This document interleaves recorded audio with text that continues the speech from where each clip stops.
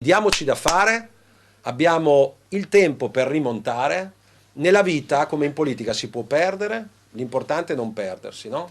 Adesso si vota a Treviso, si vota a Vicenza, mi raccomando, uniti, alleanze larghe, alleanze civiche, fatte non per battere gli avversari, nel senso che il programma è ciò che fa la differenza. Dalla trattoria Due Mori, storico quartier generale dello sceriffo Giancarlo Gentilini, il governatore dell'Emilia-Romagna Stefano Bonaccini, in tour per promuovere la sua candidatura a segretario del Partito Democratico, suona la carica di fronte a una platea di parlamentari, amministratori ed elettori.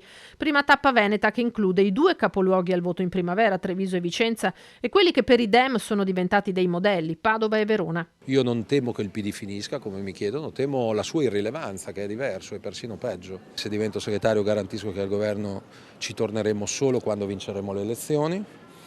Abbiamo anni per metterci al lavoro, non sarà facile, però io penso che si può recuperare e se non lo pensassi non sarei qui. Serve un Partito Democratico che abbia più rapporti con i territori. Se divento segretario e rimane questa legge elettorale vi garantisco che la prossima volta i candidati e le candidate al Parlamento li scelgono i veneti con le primarie. Movimento 5 Stelle o Terzo Polo, Bonaccini si dice favorevole a una collaborazione che vada oltre le appartenenze in Parlamento come nei territori. L'aiuto reciproco con il Veneto durante la pandemia ne è un esempio lampante, dice il candidato Dem, tornato sul tema dell'autonomia. Io non vorrei che la Lega stia scommettendo prima delle elezioni lombarde su uno scalpo da esibire ai propri elettori.